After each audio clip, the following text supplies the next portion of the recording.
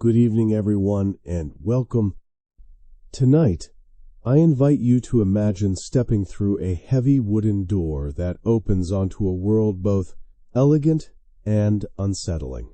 You have just entered a Victorian beauty salon, a place where the pursuit of refinement collided with questionable science, where glamour often came bundled with hidden risks, and where the atmosphere itself was as intoxicating as it was unnerving. This is not just history, it is an experience. To understand it, we need to walk into the room, breathe the thick air, and feel the tension between expectation and reality. So settle in, dim your lights, and let us travel back into the 19th century, where the salon was less a place of pampering and more a stage for performance, gossip, and survival. The moment you cross the threshold, the air changes. The walls are covered in floral wallpaper so detailed it nearly overwhelms the eye, roses repeating in dizzying patterns. Gas lamps flicker overhead, casting harsh light and sharp shadows across polished brass fixtures that glare back like tiny suns. The floor beneath your boots sticks in patches, evidence of spilled tonics and hasty retreats to the fainting couch. And yes, fainting is part of the ritual here sometimes, from tight corsets, sometimes from nerves, often from the overwhelming clash of scents that fill the room. Rosewater tries to mask the sting of ammonia, lavender competes with vinegar, and underneath it all lingers the acrid smell of singed hair. Even before a single brush touches your cheek, you know you are in for something memorable. The salon is far from silent. It is alive with sound, nervous chatter, the rustle of skirts, the clink of glass jars set down on marble counters. Brushes with worn bristles scrape against porcelain bowls. Scissors crunch rather than snip, and assistants whisper instructions as if performing a complicated dance. Every now and then, a squeal cuts through the room, someone startled by the heat of an iron or the sting of a tonic. Beneath these noises runs a constant undercurrent of gossip. Salons are not only about beauty, they are arenas of conversation, where women murmur coded phrases about social scandals, whispered secrets, or who fainted last week during an eyebrow shaping. The gossip wraps itself around the clatter of tools, creating an almost theatrical backdrop. Picture yourself arriving for your appointment. Your cloak and bonnet are taken, and you are guided toward a chair that resembles a throne of anticipation rather than a seat of comfort. Around you, other clients fidget, smooth their skirts, or fan themselves nervously. Each glances warily at the mysterious jars and bubbling contraptions scattered across tables. The decor itself amplifies the drama. Massive ferns loom in corners, doilies cover every cushion, and embroidered cloths drape over tables, sagging under pamphlets that promise eternal youth. The room feels less like a sanctuary and more like a spectacle, as though every detail is designed to remind you of what is at stake. And then there is the fainting couch. In Victorian salons, swooning is expected, whether it is caused by a corset pulled too tightly, a noxious perfume, or the shock of a heated iron near the scalp. Women collapse often enough that fainting couches and smelling salts are standard equipment. They are not signs of failure, but of endurance. Imagine if modern spas advertised fainting couches as a feature. It seems absurd. Yet in this era, it was simply part of the experience. Lighting plays its part in the drama. Gas lamps burn brightly, but unevenly, leaving deep shadows in corners. This contrast makes ordinary tools appear menacing. A razor gleams like a weapon. A jar of powder glows eerily under the lamps, looking more medicinal than cosmetic. For new clients, Stepping into this glow feels like walking onto a stage where the outcome is uncertain. Beneath the surface hum of conversation lies another mood, quiet desperation. Every woman in the salon has come with hopes: smoother skin, brighter eyes, shinier hair, and above all, approval from a society that judged appearance as a reflection of character. Beauty was not just about looking good. It was about being accepted, admired, even considered moral. Falling short could invite whispers, exclusion, or ridicule. That meant every jar of powder and every brushstroke carried the weight of social expectation. The tension is palpable. Clients are not just waiting for treatments, they are bracing for transformation, unsure whether the result will bring admiration or regret. That anticipation charges the air, a blend of excitement and dread. The salon is a place of possibility, but also of risk. To compare it to today, think of walking into a modern spa. You expect soft lighting, calming scents, gentle music, and reassurances of safety. The Victorian salon offered the opposite: harsh lighting, overpowering odors, clattering tools, and whispered warnings. Yet the goal was the same: to leave transformed, more attractive, more confident. Clients were not only paying for creams or powders, they were paying for participation in a social ritual. The salon was as much about being seen and talked about as it was about treatments.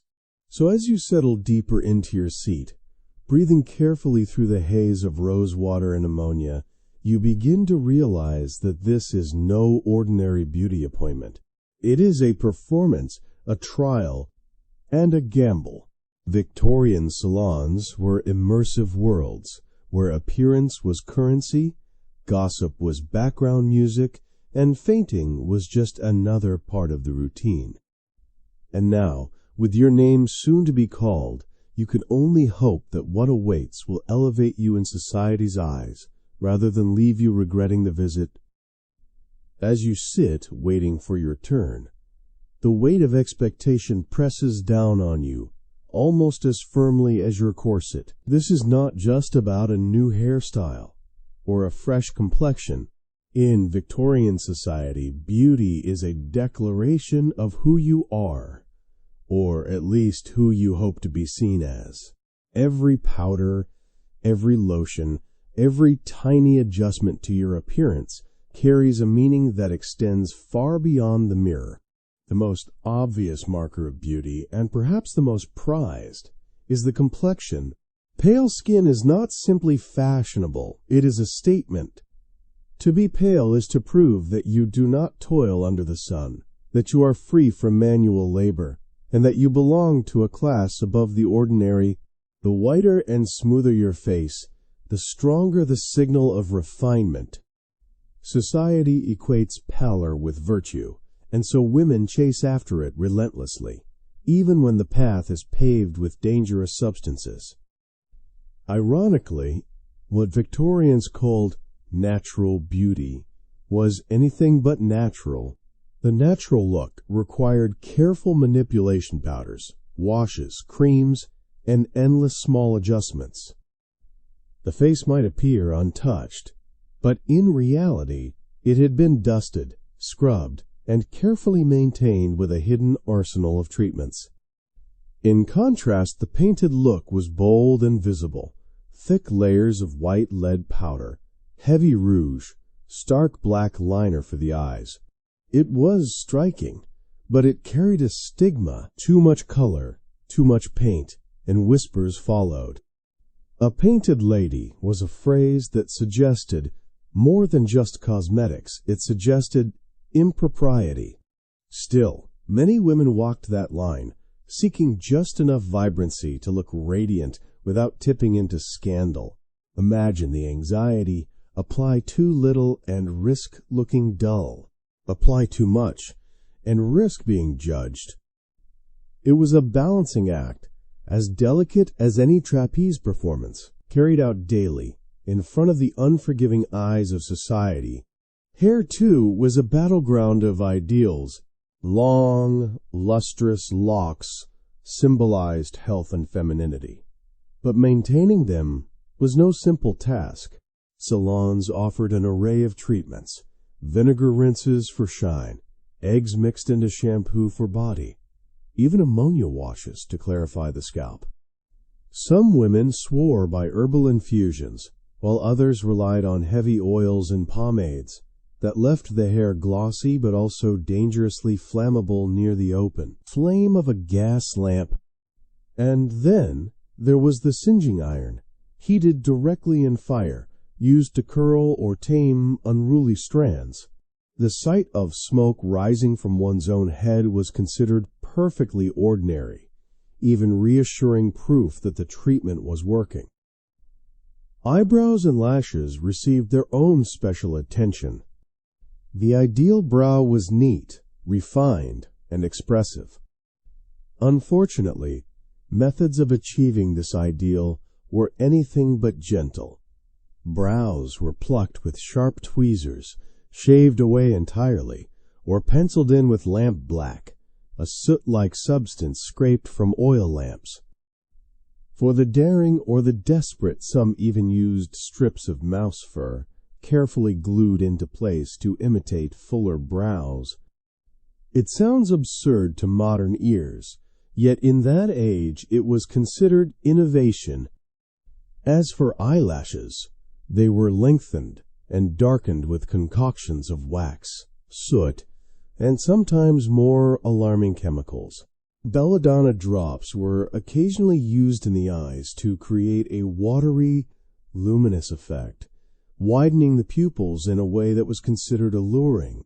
The risk, irritation, blurred vision, and sometimes even permanent damage. Yet fashion demanded sacrifice, and many complied. Even the simple act of smiling came under scrutiny. Teeth were polished with powders made from brick dust, cuttlefish bone, or even crushed charcoal. While these methods could produce a temporary gleam, they often damaged enamel beyond repair. But appearance mattered more than comfort. A radiant smile could open doors socially, and so people endured the discomfort for the promise of brighter teeth. Perfume added yet another layer to the ritual. Subtle scents were rare. Victorian perfumes were bold, intense, and often overwhelming, designed to mask not only body odors but the entire sensory assault of the salon. Some carried floral notes so strong they made eyes water. Others relied on animal-based ingredients such as civet or musk, creating aromas that signaled wealth and sensuality. A single dab could linger all evening, filling a room long after the wearer had left. All of these practices reveal one truth: beauty was never only about the individual. It was about social positioning. Pale skin, glossy hair, carefully shaped brows, polished nails. These were tickets to respectability, marriage, or status. Women understood that their appearance could influence how they were treated at dinner parties, in church pews, or even in the marriage market. To look right was to belong, to look wrong was to risk exclusion. But beneath these ideals lay anxiety. Imagine sitting in that salon chair, feeling the stylist's hands assess your face, murmuring comments about bone structure, complexion, or temples. Every word carries weight. A compliment on your cheekbones feels like a lifeline. A suggestion that your skin looks tired sounds like a quiet accusation.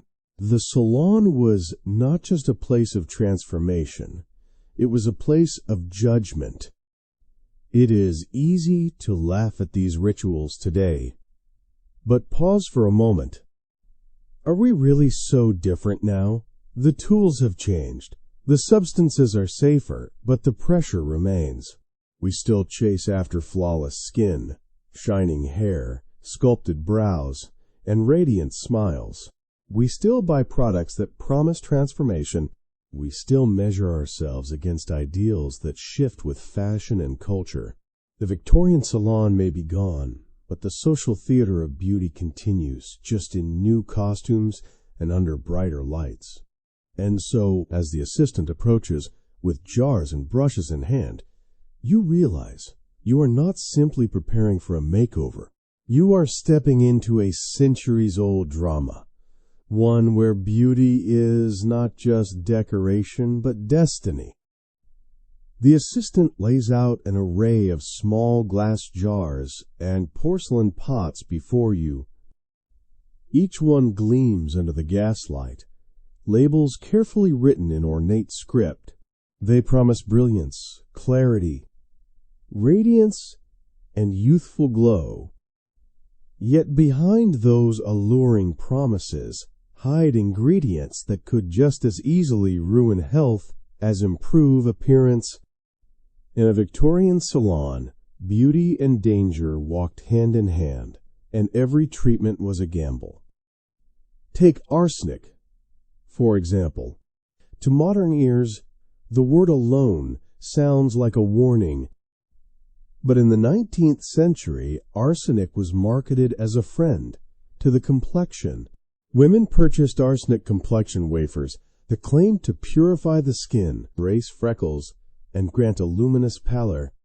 Small, sweet-tasting, and packaged like a confection, these wafers were swallowed without hesitation. Doctors, or at least those claiming authority, reassured the public of their safety. Yet, over time, users developed strange symptoms: fatigue, stomach pains, and brittle hair. Some wasted away slowly, mistaking the creeping effects of poisoning for signs of delicate health. Then there was lead, perhaps the most infamous of all beauty ingredients. Lead carbonate, ground into a fine white powder, was the backbone of many Victorian cosmetics. Women dusted it on their faces to cover imperfections and create the ghostly pallor that fashion demanded. Applied daily, it seeped into the skin, damaging nerves, weakening muscles, and dulling the mind. But the damage was subtle, gradual, and so long as the mirror showed smoothness, the danger was tolerated. Lead was not just in powders, but also in rouges and creams, silently transforming beauty into fragility. Mercury held its own place in the cosmetic world. Ointments promising to fade freckles or smooth the skin often contained mercuric chloride. These creams might lighten a complexion, but they also attacked the nervous system. Some stylists even suggested mercury-based ointments for the lashes and brows to encourage hair growth. Imagine the risk: applying a substance capable of poisoning the body directly near the eyes, all in the name of beauty. For many women, the threat of looking unfashionable seemed more terrifying than the invisible danger seeping into their bodies. Other treatments were equally unsettling. Ammonia, a harsh cleaning agent, was used in hair rinses and face washes, believed to cleanse impurities. Vinegar was touted as a shine booster for hair, though its acidity left scalps irritated. Belladonna drops, derived from deadly nightshade, were placed in the eyes to dilate the pupils, creating the wide, luminous look that poets described as enchanting. But prolonged use blurred vision, strained the eyes, and sometimes left lasting damage. Even the humble powders and rouge could conceal hidden threats. Some contained carmine, derived from crushed insects. Others were tinted with toxic metals to achieve vivid colors. The glossy advertisements and confident stylists rarely mentioned these details. After all, beauty was an industry, and in an age with little regulation, profit often outweighed caution. If the chemicals were not enough, the tools themselves carried risks. Curling irons were heated directly in open flames, their temperatures unpredictable.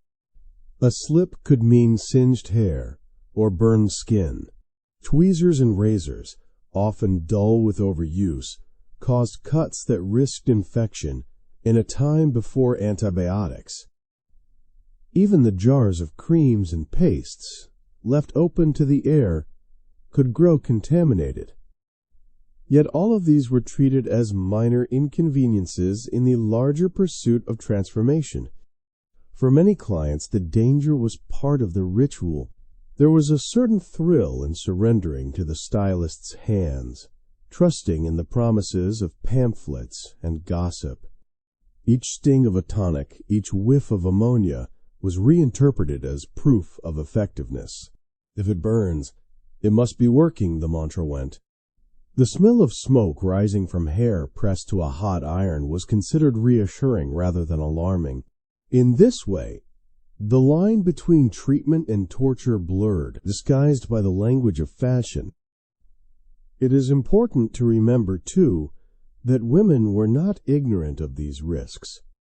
Whispers circulated about arsenic's dangers, about lead poisoning, about blindness from belladonna. Newspapers occasionally printed warnings, but the pull of social pressure was strong. In a society where appearance could dictate marriage prospects, job opportunities, and social standing, the risk often seemed worth it. What was a little discomfort, or even long-term harm, when set against the possibility of beauty and belonging? One of the most notorious figures in this world was Madame Rachel, a London cosmetician who promised her clients youth and beauty forever. She specialized in a process called enameling, which involved stripping away layers of skin with alkaline washes before applying heavy pastes laced with lead and arsenic. The results were dramatic, a porcelain-like finish that dazzled in candlelight. But the cost, both financial and physical, was immense. Many of our clients suffered lasting damage, though they kept coming back, addicted to the illusion of transformation. The hidden risks extended beyond physical health. There was also the emotional toll. Each visit reinforced the idea that natural beauty was never enough, that improvement was always possible and necessary. Clients left with lighter complexions but heavier anxieties, clutching jars of powder and bottles of tonics along with whispered instructions. Reapply hourly. Avoid sunlight. Never allow laughter to crack the mask. Beauty became not a joy, but a discipline, a set of rigid rules enforced with powders and poisons. Standing back from this scene, you begin to see the salon for what it truly was, not just a place of beautification, but a laboratory of human hope and fear. Each jar was both promise and threat. Each treatment both ritual and risk. The Victorians may not have had Instagram filters or Botox injections, but their quest for perfection was no less intense, and in many ways far more perilous. As you watch a stylist prepare another jar of cream, the sharp scent of ammonia drifting across the room, you realize something unsettling. The pursuit of beauty here is not simply cosmetic. It is spiritual, social, almost sacrificial. Women risk their comfort, their health, and sometimes their very lives to meet a standard that was designed to remain just out of reach. And so, while the jars glisten invitingly under the lamps, their contents tell another story, a story of dangerous ingredients and hidden costs, of beauty pursued at any price, and of the quiet courage of those who endured it. As the jars of powders and bottles of mysterious tonics line the shelves around you, it becomes clear that these were not simply anonymous concoctions. They carried names, reputations, and sometimes scandals, and behind them were real stories.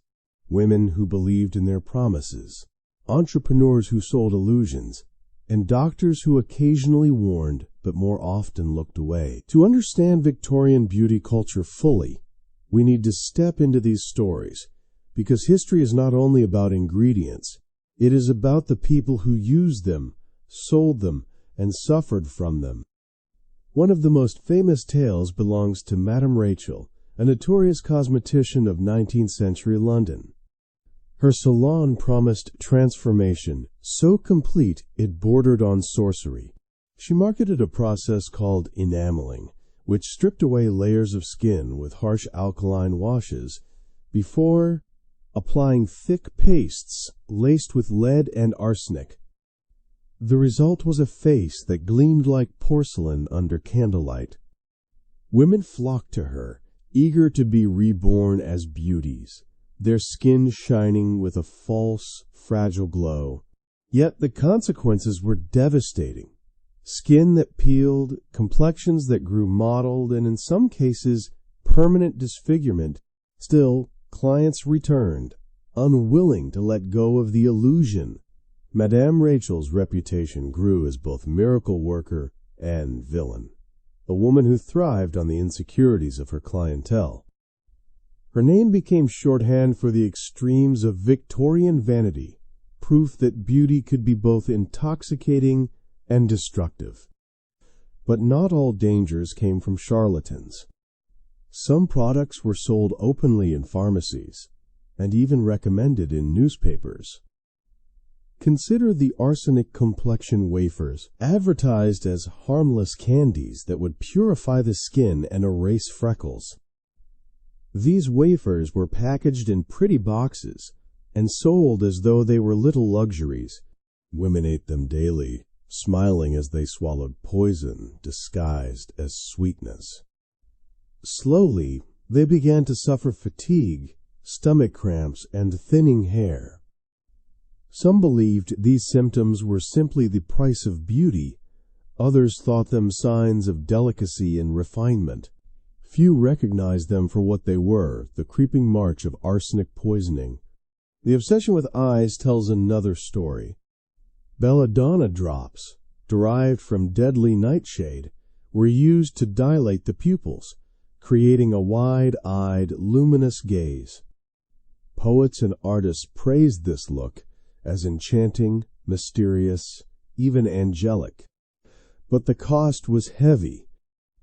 Repeated use blurred vision, strained the eyes, and sometimes caused permanent damage. Imagine a woman attending a ball. Her pupils artificially widened, her gaze praised for its depth, while behind the sparkle she struggled to focus, her sight slowly eroding in the name of beauty. Eyebrows and lashes were no less fraught with peril. Advice columns suggested rubbing mercury-based ointments into the brows to stimulate growth. The idea was simple. Fuller brows framed the face, giving it strength and elegance. The practice, however, introduced poison directly to the skin.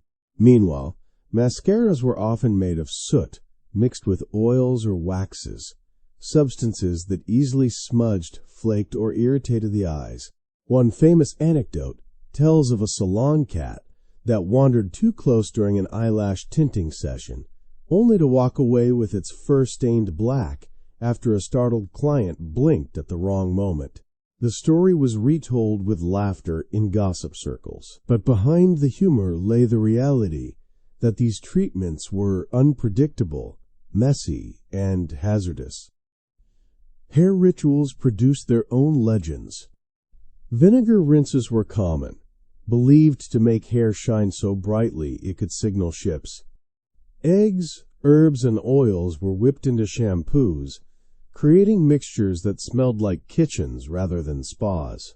One woman reportedly swore by a rinse made of onions, claiming it gave her hair unmatched strength.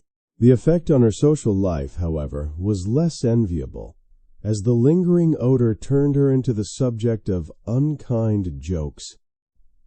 And yet she continued, convinced the shine was worth the sacrifice. Then there were the electrical experiments.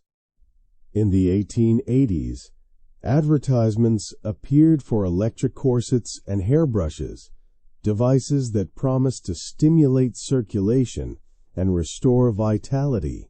Women strapped themselves into corsets laced with small wires and batteries, or allowed stylists to run electrified combs through their hair.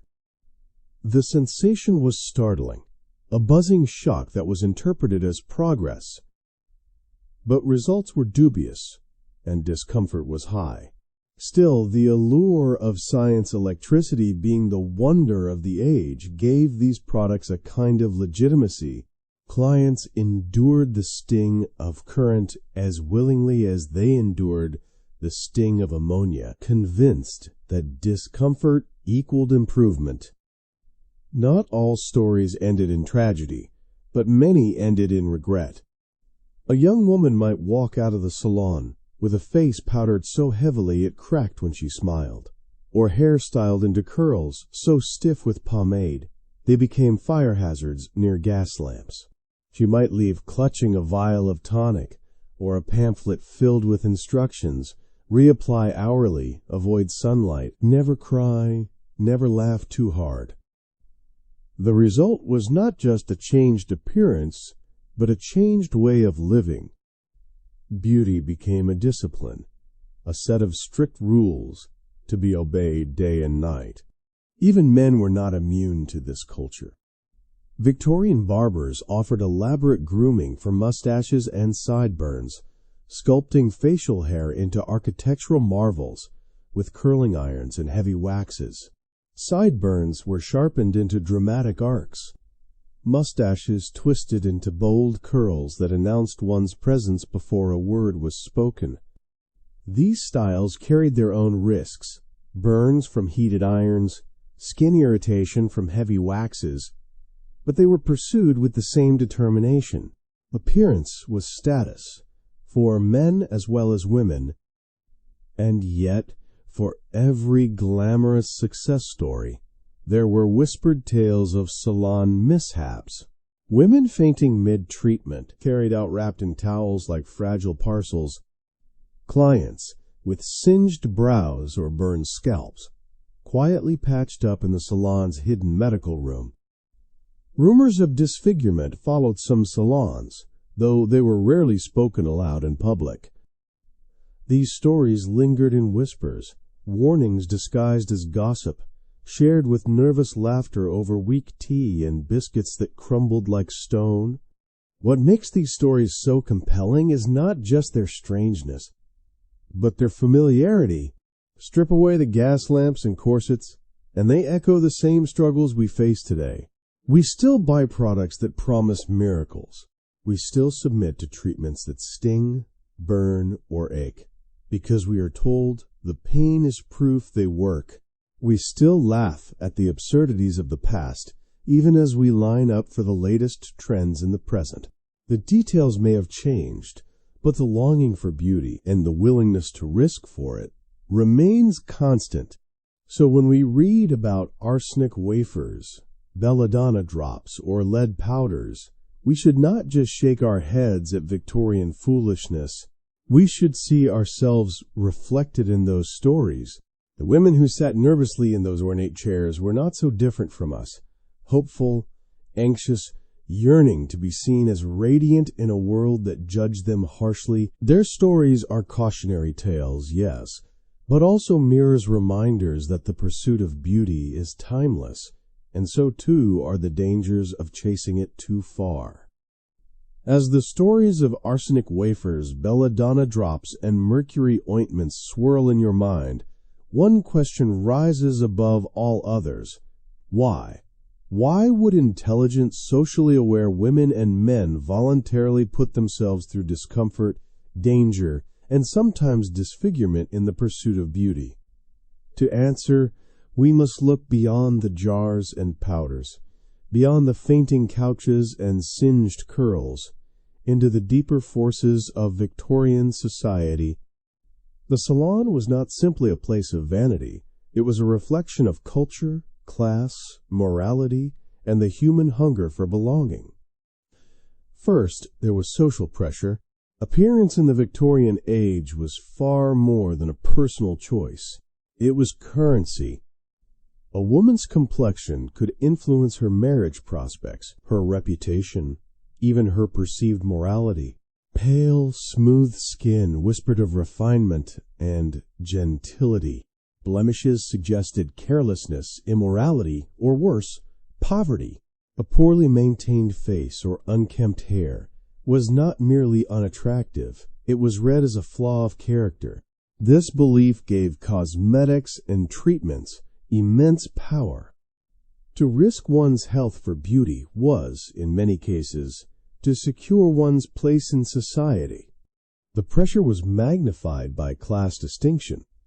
In an age defined by visible social hierarchies, beauty acted as a signal of status. Pale, delicate skin marked the upper classes who did not labor outdoors. Glossy hair and refined features suggested access to resources and leisure. To appear naturally beautiful was to broadcast one's superiority without speaking a word.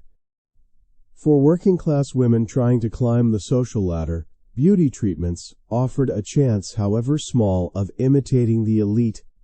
A jar of powder could serve as an entry ticket into higher circles, even if it carried poison hidden within. Then there was the lack of scientific understanding and regulation. Toxicology was still in its infancy, and government oversight of cosmetics was almost non-existent. When newspapers published warnings about arsenic or lead, they were often drowned out by glossy advertisements promising miracles. Pamphlets boasted doctor-approved remedies, sometimes signed with names of physicians who may never have existed. Without reliable information, many clients trusted the stylist, the saleswoman, or the gossip of friends. If everyone else was using belladonna drops or arsenic wafers, how dangerous could they truly be? The absence of consistent authority created space for beauty entrepreneurs to flourish, blending fact and fantasy in equal measure. Another powerful motivator was the moral code of the time. Victorians believed beauty was tied to virtue. A well-groomed appearance suggested self-control, discipline, and moral rectitude. Conversely, a shabby or blemished appearance was seen as laziness or moral weakness.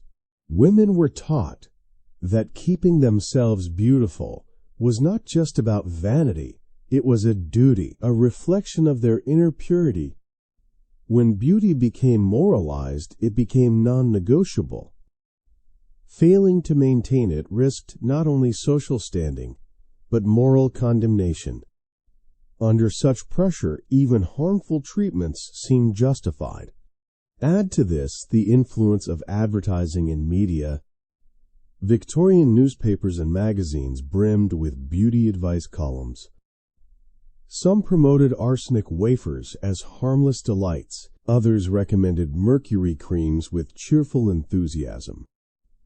Illustrated before and after sketches showed plain women transformed into radiant beauties, their smiles wider, their posture straighter, their futures seemingly brighter.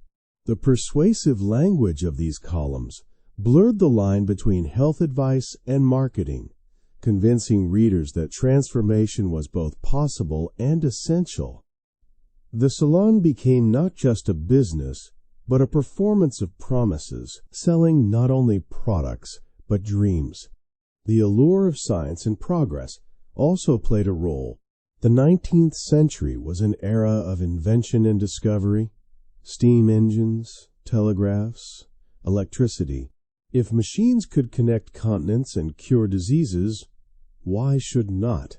They also beautify the face and body. The electric corset or the buzzing hairbrush may sound absurd today, but at the time, they represented the cutting edge of technology.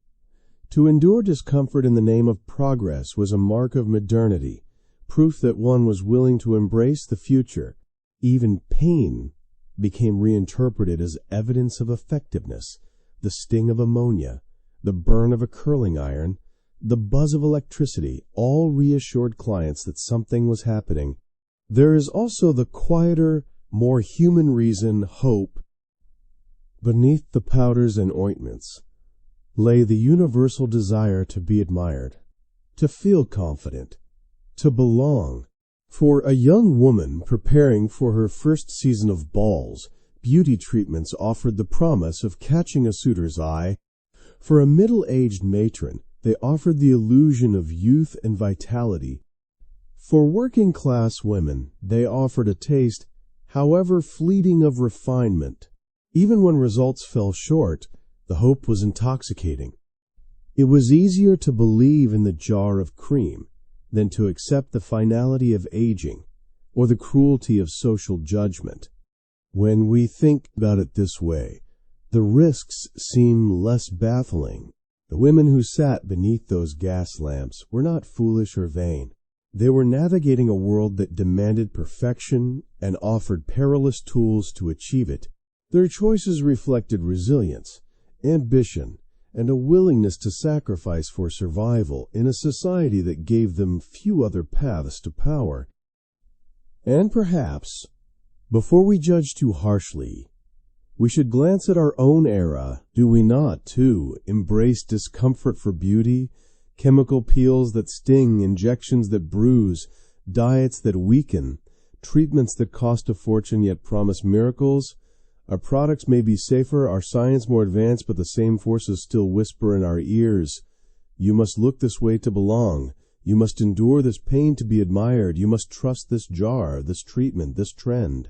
The Victorians are not so distant from us, after all. So the answer to why they accepted the risks is layered.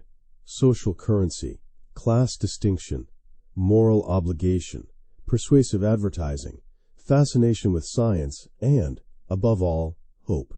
Each reason alone might not explain it, but together they created a powerful current that carried thousands of clients into salons filled with fumes, powders, and whispered promises.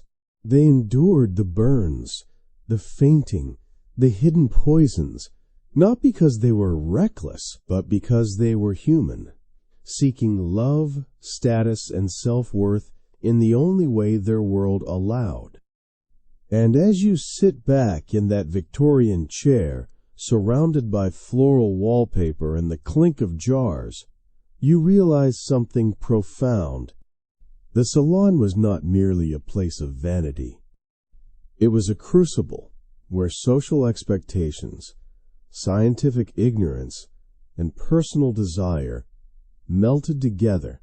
It was a stage where beauty was performed, risks were normalized, and every woman played her part. To question the ritual meant to step outside society's favor. To accept it meant to gamble with one's health. Faced with that choice, most chose the gamble. In the end, the true danger of Victorian beauty salons was not just the arsenic, the lead, or the mercury. It was the belief that without these things, one could not be worthy. That belief, more than any powder or potion, was the most potent and the most poisonous ingredient of all. As the haze of rosewater and ammonia lingers in our imagined Victorian salon, it is tempting to smile and dismiss it all as the strange eccentricities of another age. Surely we, with our modern science, sleek packaging, and carefully regulated products, have nothing in common with those women who risked their health for pallor, shine, or porcelain skin. But pause for a moment. Strip away the corsets and gas lamps, exchange the arsenic wafers for detox teas, and the belladonna drops for Instagram filters, and the parallels become startlingly clear. Consider first the enduring obsession with complexion. For Victorians, pale skin signaled refinement, freedom from labor, and social status. Today the ideal varies. Some cultures prize paleness, others tan skin, but the underlying logic remains. Skin tone communicates status, wealth, and desirability. In some regions, skin lightening creams still sell by the millions, many containing harsh chemicals not unlike their Victorian predecessors. In others, tanning salons and sprays promise golden skin at the risk of burns or premature aging. The packaging has changed, But the message is the same. Your skin must tell the right story if you want to belong. Think, too, of modern beauty treatments that flirt with danger. Chemical peels, Botox injections, fillers, and laser treatments are now common. They are far safer than arsenic creams, yes, but they still involve discomfort, cost, and risk. How different is the Victorian woman holding her breath under a steaming towel, infused with vinegar from the modern client, lying under a laser beam, eyes shielded, skin stinging, all for the promise of clarity and smoothness. Both experiences rely on trust in the stylist, in the science, in the hope that pain equals progress. Even the language of marketing echoes across time. Victorian pamphlets promised eternal youth, miracle transformations, and instant cures. Today we read words like age-defying, miracle serum, or detoxifying, equally vague, equally seductive. Social media influencers act as the modern beauty columnists, demonstrating products with dazzling lighting and carefully edited videos. The old pamphlets showed before and after sketches. Today we have filters in Photoshop. The tools may differ, but the persuasive strategies remain hauntingly familiar. The social aspect of beauty culture also endures. In Victorian salons, women gathered not just for treatments but for gossip, companionship, and a sense of belonging. Today, the salon experience still thrives as a social ritual. Conversations with stylists, laughter among friends during a spa day, or the collective culture of sharing beauty routines online. TikTok tutorials, Instagram Reels, and YouTube Get Ready With Me videos have become the new gossip corner, where trends spread like whispers across a crowded salon. The community dimension beauty, as shared performance, has never disappeared. And what of the moral undertone? Victorians equated beauty with virtue. Pale, controlled, natural features signaled moral purity. In our time, beauty still carries moral weight, though in subtler ways. A person who looks put together is assumed to be disciplined, reliable, professional. Someone who neglects grooming may be judged as careless or irresponsible. These judgments seep into workplaces, relationships, and social interactions, just as they did in Victorian parlors. We may not say that makeup equals morality, but the bias lingers. We trust, hire, or admire those who fit the ideal. The male experience offers another bridge between centuries. Victorian barbers sculpted mustaches and sideburns into grand designs using heated irons and sticky waxes. Today, men still invest in grooming, beard oils, precision trimmers, sculpted, fades, and colognes. The packaging and culture may be more modern, but the impulse to announce identity and status through hair remains unchanged.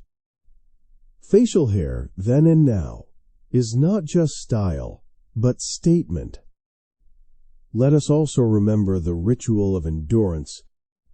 In the 19th century, fainting couches were not accidents, but expected furniture, because the pursuit of beauty was understood to involve discomfort. In our own time, we accept pain as part of the ritual too.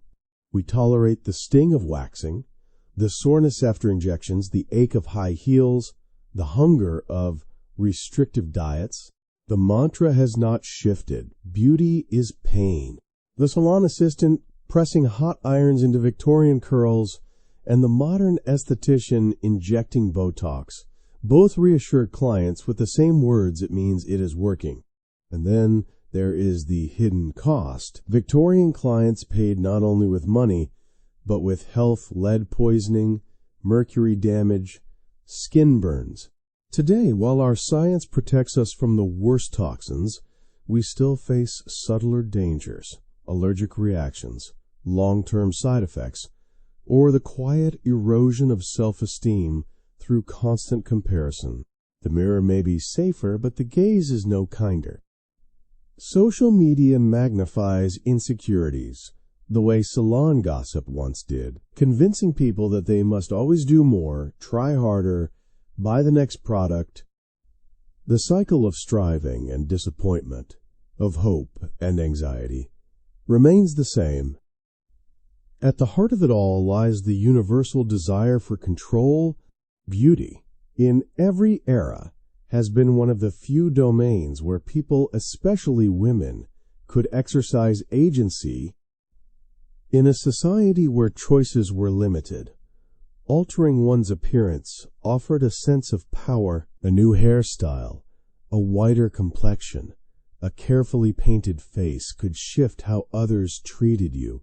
Today, we echo that logic in different ways. We choose clothes, makeup, hairstyles, or fitness regimens to project identity, to claim space, to be seen as competent, attractive, or powerful. The stakes may not involve arsenic poisoning, but they are still high. Jobs, relationships, confidence, belonging. So when we laugh at arsenic wafers or mouse for eyebrows, we must recognize the mirror they hold up. We, too, chase ideals that may look absurd a century from now. Perhaps future generations will wonder why we injected toxins into our faces to smooth wrinkles, or baked under ultraviolet lights for a tan, or allowed social media filters to distort our self-image. What seems normal now may seem foolish later, just as Victorian practices appear to us. And yet there is another lesson here, the resilience of human creativity. The women who sat in those ornate chairs were not just victims of beauty culture, they were participants, innovators, experimenters. They made do with what was available, from kitchen herbs to electric corsets. Their choices may seem reckless, but they were also resourceful, finding ways to shape identity in a world that constrained them. In this, they resemble us as well, adapting, improvising, and constantly reinventing the rituals of self-presentation. So as we step back from the gaslit salons and look into our modern mirrors, the connections become undeniable.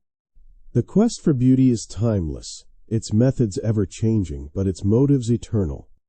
To be admired, to belong, to feel confident, these desires link us across centuries. The Victorian salon, with its poisons and powders, is not a relic of madness, but a chapter in a story we are still writing today. And perhaps the greatest difference is not in the treatments themselves, but in our awareness. We have the knowledge to ask questions, the science to test ingredients, and the voices to challenge harmful norms. Where Victorians often trusted blindly, we can choose critically. The challenge is whether we will. The door opens with a soft chime, and you step into the world of Madame Letitia's parlor, one of London's most talked about beauty salons in the year 1887. The city outside is gray and damp, the streets crowded with carriages and the clip-clop of horses. But inside, everything glows with an unsettling warmth. Gas lamps flicker on polished brass, casting sharp reflections across mirrors so large they threaten to swallow the room. You hand your cloak and bonnet to a waiting assistant, who glides forward with professional calm, skirts rustling against the polished parquet floor. She offers a silver goblet of barley water, tepid and faintly sour, assuring you it will settle the nerves. The air is heavy with perfume roses and lavender, battling with the sting of ammonia. Somewhere in the background a faint hiss signals a curling iron being heated in open flame. Already your heart beats faster. Madame Letitia herself approaches, dressed in black silk, adorned with jet beads that catch the gaslight like dark stars. Her gaze is sharp, appraising, as though your face is not your own but a canvas waiting to be reshaped. She takes your chin between her fingers, tilting it toward the light. Ah, she murmurs. Fine bone structure, though a touch of fatigue about the eyes. Nothing we cannot improve. It is not a suggestion, but a verdict. You are guided toward a chair, high-backed and stiff, more throne than seat. The assistant ties a towel around your neck with military precision. On the marble table beside you lie porcelain bowls filled with creams of varying colors: chalky white, glistening gray, oily green. Jars of powders stand in rows, their labels boasting names like Pearl of Youth and Eternal Lily Complexion. A thin mist of rosewater drifts through the room, failing to mask the sharper scent of vinegar. The first treatment begins with a scalp wash.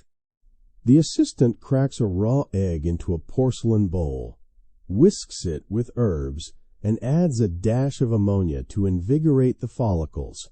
The mixture is cool and slimy as it runs across your scalp, dripping into your ears. The smell is part breakfast, part chemical warfare. Your stylist massages vigorously, kneading as though she intends to drive stress out through the top of your head.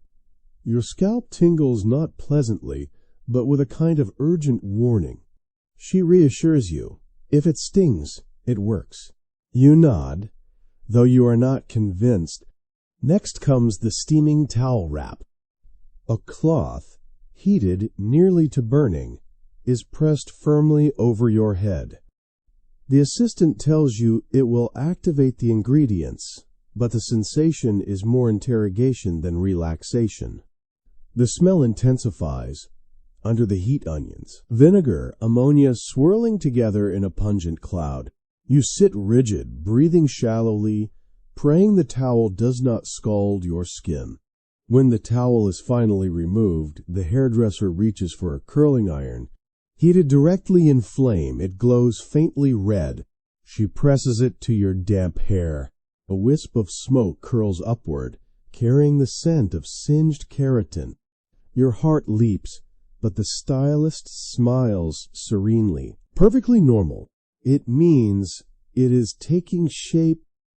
Around you, other clients glance nervously, as if tallying their own number of singed strands. You are not alone in your fear. While your hair smolders into curls, another assistant approaches with a small pot of pomade. It is thick and greasy, infused with animal fat and perfumed oil. She smooths it over your scalp, tamping down flyaways and leaving behind a sheen so heavy you fear your head could ignite from a single candle flame. Yet in this room, shine equals elegance, and so you endure. Attention shifts to your eyebrows. Out come tweezers that resemble miniature torture instruments. The stylist plucks with ruthless efficiency, leaning so close you can feel her breath. Each tug makes your eyes water, but she chides you gently. A well-groomed brow is the sign of a refined mind. When she is done, she takes a stick dipped in lampblack and carefully darkens the thin line that remains. The effect is striking but harsh. Then, as if unsatisfied, she produces a small strip of mouse fur. With a dab of glue, she presses it above your eye, explaining that nothing frames the face like fullness. You try not to flinch. Your complexion is next. A creamy mixture containing lead powder is brushed across your cheeks, smoothing imperfections and leaving your skin ghostly white. More layers follow: rice powder, pearl dust, a hint of rouge. Your reflection glows like porcelain, flawless yet fragile. You dare not smile, for fear the mask will crack. The stylist warns, avoid strong emotion for at least an hour. Frowns cause creasing. Tears are unacceptable. You nod obediently, your face stiff with powder. Then comes the eye treatment. A drop of belladonna is placed in each eye, making your pupils widen unnaturally. The world swims slightly, lights shimmer, and your stylist beams. Marvelous, she declares. Such luminous gaze. Your head aches, but no one asks whether you can still see clearly. Beauty here is worth the blur. At last, your teeth and nails are addressed. A powder of crushed cuttlefish bone is rubbed onto your teeth with a coarse cloth. The taste is salty, bitter, and faintly fishy. Your enamel feels rough, but the stylist insists it gleams. Meanwhile, your nails are buffed vigorously with a chamois cloth until they shine pink, the assistant delivering a lecture on the moral superiority of short, clean nails over the painted talons of French actresses. A finishing touch is perfume. A dab of civet, a pungent animal musk, is applied to your wrists. It is overwhelming, but you are told it signals luxury and sophistication. At this point, you are dizzy from the smells, your skin tight with powder, your hair stiff with grease, your eyes watering from belladonna. Yet, as the stylist steps back and smiles approvingly, the room seems to hold its breath. Other clients glance at you, evaluating, envying, judging. You are no longer merely yourself. You are a participant in the endless performance of beauty. Finally, Madame Laetitia herself returns. She inspects your face, nodding with satisfaction. Yes, she says, this will do. She presses a pamphlet into your gloved hand, instructing you to reapply powder hourly, avoid the sun, and never, under any circumstances, allow tears to fall. You are handed a small tin of rice powder and ushered toward the door. As you step back into the gray London street, the damp air clings to your powdered face. Your reflection in a shop window shows a pale, perfect mask, framed by curls stiff with pomade, brows partly borrowed from a mouse, eyes wide and luminous but struggling to focus. You feel both triumphant and exhausted. You have survived Madame Laetitia's salon. Whether you are truly beautiful or simply transformed into another version of the Victorian ideal is a question for others to decide. And so you walk on, the scent of civet trailing behind you, your appearance, both your shield and your burden. For this is the truth of the Victorian salon. It was not merely a place of beautification, but a crucible where health, comfort, and individuality were sacrificed to the demands of society. You have endured the ritual, worn the mask, and stepped back into the world fragile, fragrant, and forever changed. The moment you leave Madame Laetitia's salon, the illusion of triumph begins to fade. The London air, damp and heavy with soot, clings to your powdered face, threatening to undo hours of careful labor. Each step feels precarious, as though one gust of wind or one bead of sweat might unravel the mask you now wear. And it is not just you. Every client who emerged from such parlors carried not only their transformed reflection, but also the hidden costs of beauty. The consequences were layered, stretching across body, mind, and society itself. The most obvious were the physical consequences. Arsenic wafers, mercury ointments, and lead powders did more than mask imperfections. They poisoned the body slowly, sometimes invisibly. Women reported headaches, dizziness, chronic fatigue, and hair loss, never connecting these symptoms with the very products meant to make them radiant. A fashionable complexion might mean brittle nails, aching joints, or a weakened heart. Some treatments scarred rather than smoothed. Hot irons left burn marks. Plucking with unsanitized tools caused infections, and harsh chemical washes stripped skin raw. A woman could leave a salon looking like porcelain, only to spend the night shivering with fever, her body struggling under invisible toxins. But not all harm left scars on the body. Some wounds were quieter, buried in the psyche. The emotional toll of Victorian beauty culture was immense. Imagine living in a world where a single blemish could provoke whispers of poor health or weak character, where laughter might crack your powder, where tears could ruin your carefully painted face. To maintain beauty meant living under constant surveillance by others, by society, and by the mirror itself. The salon, with its gossip and judgment, reinforced the idea that no one was ever enough as they were. Each treatment promised improvement, but improvement meant admitting imperfection, and imperfection meant shame. This cycle bred dependence. Women returned week after week, jar after jar, not always because they believed in the products, but because they feared what would happen without them. To forego treatment was to risk losing face literally and figuratively. Even those who doubted the safety of arsenic or lead often chose silence. Better a slow decline in health than a swift decline in reputation. And so the cycle of hope, fear, and obligation continued. The social costs were equally heavy. Beauty was never just about the individual. It was a performance for the community. A woman's appearance was scrutinized at balls, church services, and drawing rooms. Her complexion weighed against ideals, her hair measured against fashion plates. Success meant social approval, invitations, and opportunities. Failure meant exclusion. In this system, beauty became a kind of currency, and like any currency, it demanded sacrifice. Poorer women stretched their budgets to buy powders and tonics, desperate to mimic the elite.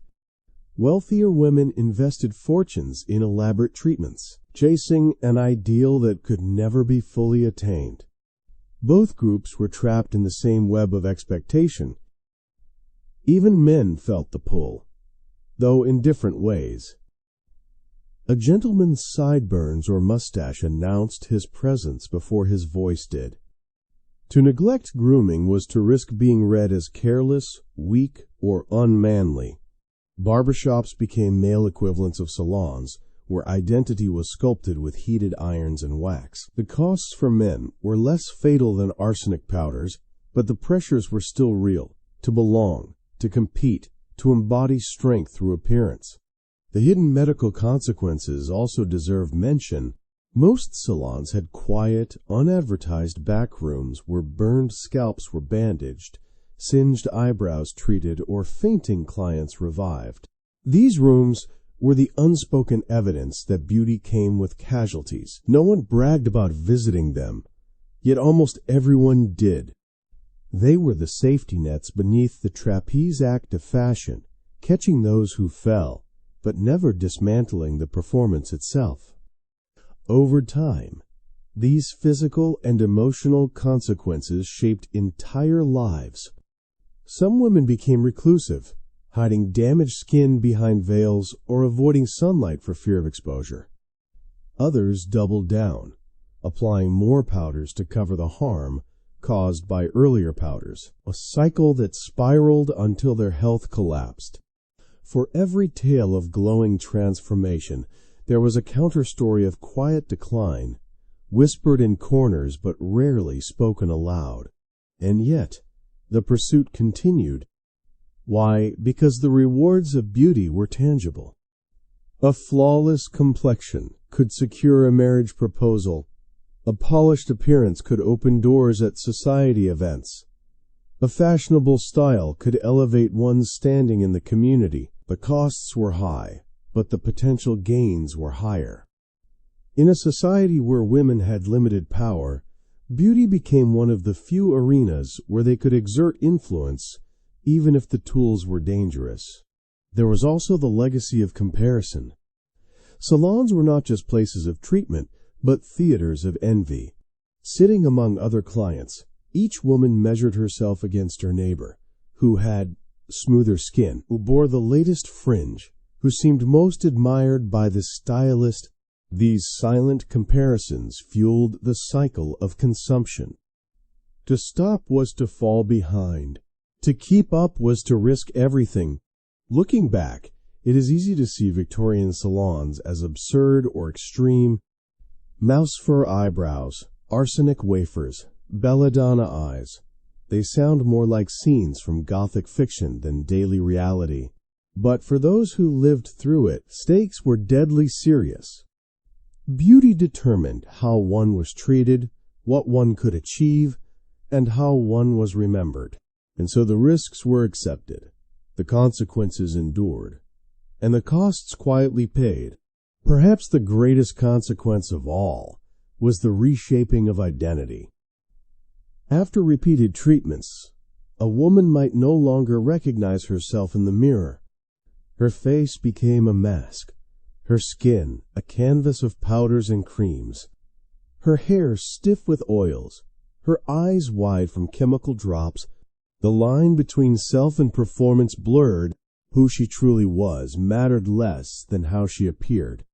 In the pursuit of beauty, individuality was sacrificed and conformity reigned.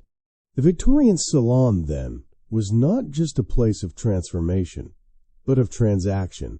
Health traded for status, comfort traded for acceptance, individuality traded for belonging. The aftermath was not always visible, but it was always present in weakened bodies, anxious minds, and societies that measured worth in powders and paints.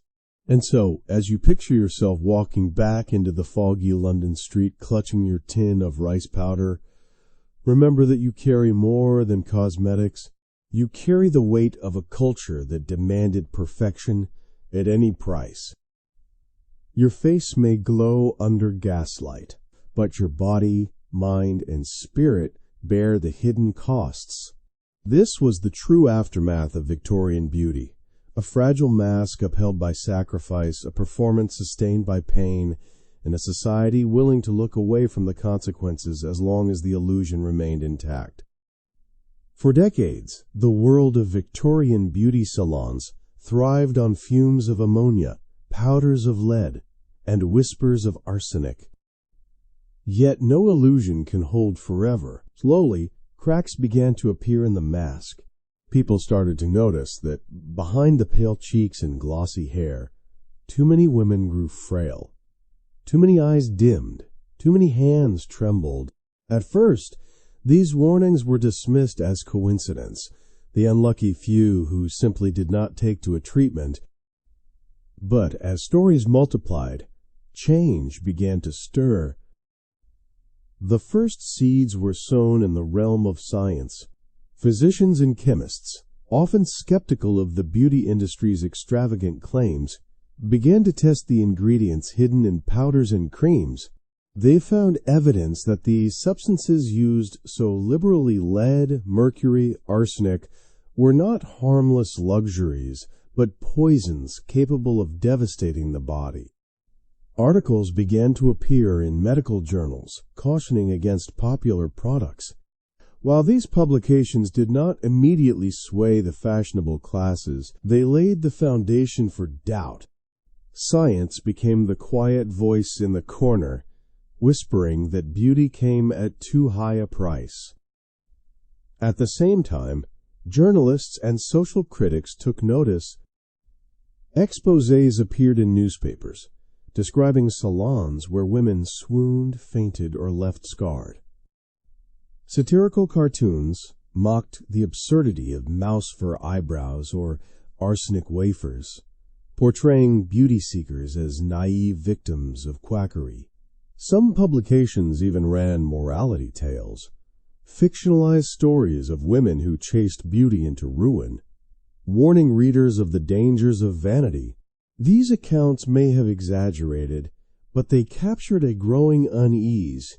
The public began to laugh at, rather than long for, the more extreme treatments, and ridicule, in its way, was the beginning of reform. Regulation followed slowly. By the late 19th and early 20th centuries, governments began to recognize that cosmetics, like medicines, required oversight. Laws were introduced to control the sale of arsenic and mercury, making it harder to buy these substances under the guise of beauty aids. While enforcement was uneven, the legal framework marked a shift. Beauty could no longer exist entirely in the shadows of commerce. It had to answer, at least in part, to the standards of public safety. Meanwhile, societal ideals of beauty began to evolve. The extreme pallor once prized in Victorian society gave way, slowly, to new fashions. As outdoor leisure activities grew in popularity among the upper classes, cycling, tennis, seaside holidays, tanned skin began to signal vitality and modernity rather than labor. Magazines of the early 20th century praised a healthy glow rather than a ghostly pallor. This shift did not erase pressures, but it diluted the demand for toxic powders and arsenical wafers. A tan could be cultivated through lifestyle rather than purchased in a jar of poison. The rise of the modern cosmetics industry also played a role. As companies like L'Oreal, Max Factor, and Helena Rubinstein emerged in the early 20th century, they invested in safer formulations and standardized production. They marketed their products not as secret remedies from mysterious stylists, but as modern scientific solutions for everyday women. Glass jars and handwritten labels gave way to branded packaging, colorful advertisements, and celebrity endorsements. Beauty was still commercial, but it became more transparent, more polished, and crucially more regulated. Another source of change was women themselves. As the suffrage movement gained momentum and women demanded greater agency in politics, work, and society, many began to question the rigid beauty standards imposed upon them. Some rejected cosmetics altogether, embracing natural appearances as symbols of independence and authenticity. Others embraced new products but demanded honesty and safety from the companies selling them. Beauty became not just a passive expectation, but a site of negotiation, where women asserted their right to choose, to question, and to demand better. Even within salons, innovation replaced tradition. Curling irons heated over open flames were replaced by safer, electrically controlled devices. Powders once laced with lead shifted toward talc and rice-based alternatives. Perfumes moved away from overpowering animal musks to subtler floral blends. The fainting couch, once an essential prop of the parlor, grew less common as treatments became less hazardous. The salon experience softened, gradually resembling the modern spa, a place of pampering rather than peril. Of course, change did not come overnight. Many harmful practices lingered well into the 20th century, and some resurfaced in new guises. But the tide had turned. What was once unquestioned, the sting of ammonia, the pallor of lead, the glow of arsenic became suspect. The whispers of science, the laughter of satirists, the protests of reformers, and the shifting fashions of society all combined to push beauty culture into a new era. And yet, if we look closely, the echoes remain. Modern beauty culture may not lace its powders with poison, but it still thrives on the promise of transformation. The lure of miracle cures, the pressure of impossible ideals. The difference is not that we abandoned the pursuit of beauty, but that we adjusted the rules of the game. Safety replaced secrecy, regulation replaced risk, but the desire, the eternal desire to be admired, to belong, to glow remains as strong as ever. So when we ask where change began, the answer is not a single moment, but a gradual unfolding. It began in the quiet pages of medical journals, in the sharp lines of political cartoons, in the demands of women tired of being victims of vanity, in the new ideals of sport and sun, and in the rise of companies that saw profit in safer alternatives. Piece by piece, the Victorian salon surrendered its arsenic, its lead, its poisons, until what remained was the skeleton of an industry that would rise again, stronger and sleeker, in the 20th century. And as you picture Madame Letitia's parlor fading into the fog of history, replaced by gleaming department store counters and glossy magazines, remember this: the battle was never only against dangerous powders or toxic tonics. It was against the belief that beauty must be bought at any cost. The true victory came not when the jars were emptied, but when people began to ask questions and refused to accept suffering as the price of belonging. As the gas lamps dim and the heavy curtains of Madame Letitia's parlor fall behind us, we are left with a lingering question. What does all of this mean? Why should we care about the powders, the arsenic wafers, the fainting couches, and the singed curls of Victorian salons? They are, after all, relics of another time. Yet the deeper we look, the more we realize that these salons were not just oddities of fashion history. They were reflections of human nature, mirrors of society's values, and warnings of what happens when beauty becomes more important than well-being. The first lesson is stark. Beauty has always carried a cost.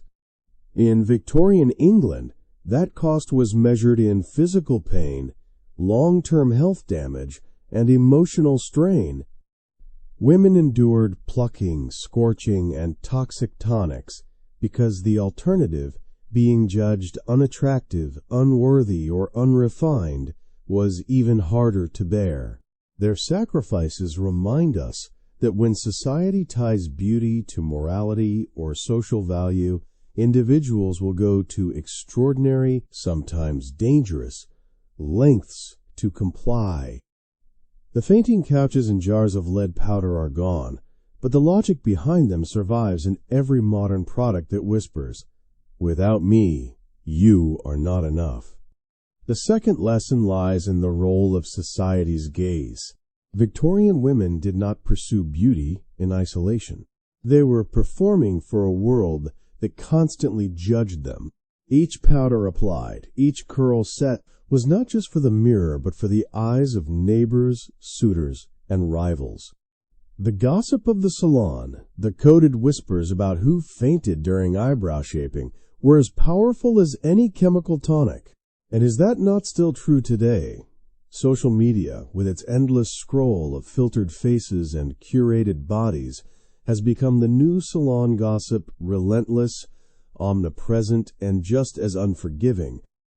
The Victorian parlor lives on in every Instagram feed, every viral beauty trend, every whispered comment about who has aged well and who has not. Third, the Victorian salon teaches us about the dangers of blind trust.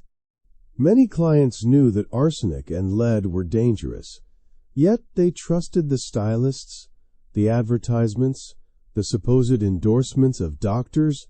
The faith they placed in those jars mirrors the faith we sometimes place in modern marketing miracle serums, detox teas, or all-natural labels that may hide more than they reveal.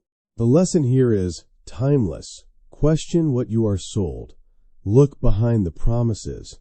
And remember that beauty companies, past and present, thrive on hope as much as on science. Yet not all lessons are warnings. There is also something profoundly human, even admirable, in the determination of those women. They sought agency where little was offered. In a society that restricted their political rights, limited their economic independence, and judged their worth by appearance, the salon offered at least the illusion of control. By changing their hair, their skin, their brows, they could rewrite how the world saw them, if only for a moment. This resilience, this creativity, deserves recognition. For all its risks, beauty culture was also a form of survival, a way of navigating the narrow corridors of Victorian womanhood Another lesson emerges in the evolution of ideals. What Victorians saw as the pinnacle of beauty, a pallid complexion, stiff curls, mouse fur brows, looks absurd to us now. Our own ideals, plumped lips, sculpted cheekbones, gym-toned physiques, may one day appear just as strange to future generations. Beauty standards shift like sand, yet each generation clings to them as though they were eternal truths. The Victorian salon reminds us to hold our own ideals lightly, to recognize that what we call natural or perfect is always shaped by culture, fashion, and the values of the moment. And perhaps the most important lesson is this: health should never be sacrificed at the altar of beauty. The women who swallowed arsenic or smeared mercury on their skin were not fools. They were responding to the pressures of their world, but their suffering teaches us to resist repeating the same mistake. Every time we are tempted by a treatment that promises instant results at unknown risk, every time we feel unworthy without the latest trend, we should remember those women sitting stiffly under steaming towels, eyes stinging, corsets crushing, hoping that pain meant progress. Their history is a warning, carved into the very bones of beauty culture. So what remains when we strip away the powders and perfumes, the gossip and gaslight? What remains is the truth that beauty is never just about appearance. It is about belonging, power, identity, and hope. The Victorians show us the extremes of this truth, but we live it still. To understand their salons is to understand ourselves. Picture once more that client emerging from Madame Letitia's parlor, her skin pale as porcelain, her brows darkened with soot, her hair stiff with pomade, her eyes wide from belladonna. She walks into the fog of London, clutching her tin of powder, following rules whispered by her stylist: reapply hourly, avoid sunlight, never cry. She looks perfect, yet fragile, admired, yet anxious.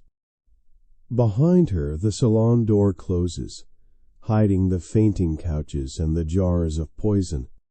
Ahead of her, society waits to judge. In that image lies the enduring meaning of Victorian beauty culture. It was not about vanity, nor about foolishness. It was about the impossible burden of expectation, the courage to endure, and the hope that beauty could open doors that society kept locked. The lesson for us is not to laugh at their mistakes, but to recognize the same pressures in our own lives and to choose differently when we can. So tonight, as we leave the salons of the 19th century behind, let us carry their lessons with us. Beauty can inspire, empower, and delight, but it should never come at the cost of our health, our confidence, or our sense of self. If there is one truth the Victorians whisper across the centuries, it is this: the most dangerous beauty standard is the one that convinces you that you are never enough. And with that, we close the door on Madame Letitia's parlor, the gaslight dimming, the scent of rosewater fading into the night. History's mask has cracked, revealing not just the absurd rituals of a bygone era, but the humanity that lay beneath them. And perhaps, just perhaps, in their struggles we can find the wisdom to treat ourselves with more kindness, and to see beauty not as a prison, but as a choice. And so, after wandering through the dimly lit halls of Victorian salons, breathing in the mingled fumes of rosewater and ammonia, and watching as powders and poisons transformed anxious faces into porcelain masks, we finally arrive at the end of our journey. What began with floral wallpaper and fainting couches has revealed itself to be more than a curious chapter in fashion history.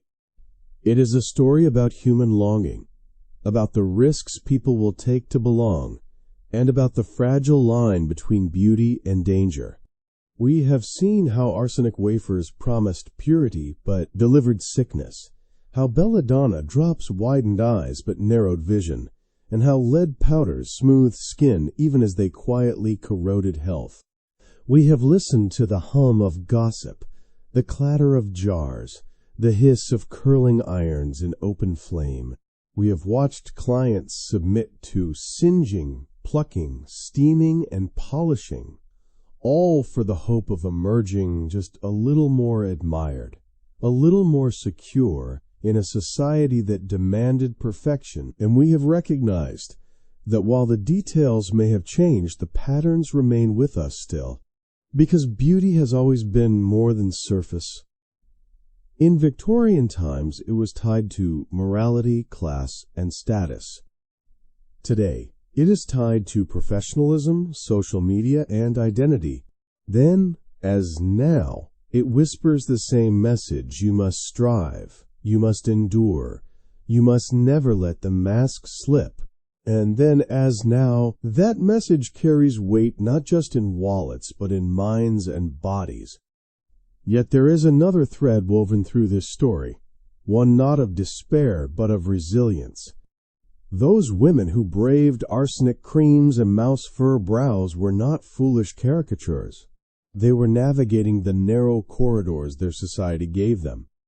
They sought power where little was offered, crafting identity in the only way they could. Their courage, however misguided, mirrors our own when we step into modern salons, gyms, or online spaces, searching for belonging in a world that scrutinizes every angle of our reflection. What then do we take away from this strange, perfumed, dangerous world of Victorian beauty? We take away the reminder that beauty has always been a mirror of society's values. When pale skin meant privilege, women risked poison for it. When glossy hair signaled vitality, they endured singeing irons and greasy pomades. Today, when youth and smoothness dominate our ideals, we inject, peel, and filter. Beauty tells us less about biology than about culture, and cultures change. What seems essential now may seem absurd tomorrow. We also take away the truth that pain is not proof of progress. The Victorians believed that the sting of ammonia or the burn of an iron meant success. We repeat the same logic when we justify painful diets, extreme workouts, or invasive treatments. But history shows us the fallacy. Pain often leaves scars, not miracles. The real measure of beauty should be joy, health, and confidence, not suffering disguised as sacrifice. Most importantly, we take away a lesson in kindness to ourselves. The most dangerous beauty standard is the one that convinces you that you are never enough. The women of the 19th century carried that burden until it marked their faces and their health. We have the chance to learn from their struggles, to refuse the belief that worth is measured in powders, tonics, or likes on a screen, to step back from the mirror and see not flaws but stories, resilience, and humanity. So tonight, as we close the heavy doors of Madame Letitia's parlor, let the echoes of clinking jars and whispered gossip fade into silence. The gas lamps dim, the floral wallpaper dissolves into shadow, and the fainting couch rests empty. What remains is not the absurdity of mouse fur eyebrows or arsenic wafers, but the deeper truth they reveal, that beauty is a dance between hope and fear, between society's gaze and personal desire, between illusion and reality. And perhaps that is the most Victorian lesson of all, that beauty will always be pursued. But it is up to us to decide how and at what cost. Thank you for walking with me through this world of powders and poisons, of glamour and peril. If you have enjoyed this journey into the past, remember to take a moment to reflect on how much and how little has changed. Share your thoughts in the comments. What modern beauty trends do you think future generations will laugh at the way we laugh at arsenic wafers? Until next time, may you see beauty, not as a mask to hide behind, but as a light to carry within you. And as always, sleep well, dream curiously, and never stop questioning the stories that history whispers in the dark. Good night. Crescent Moon.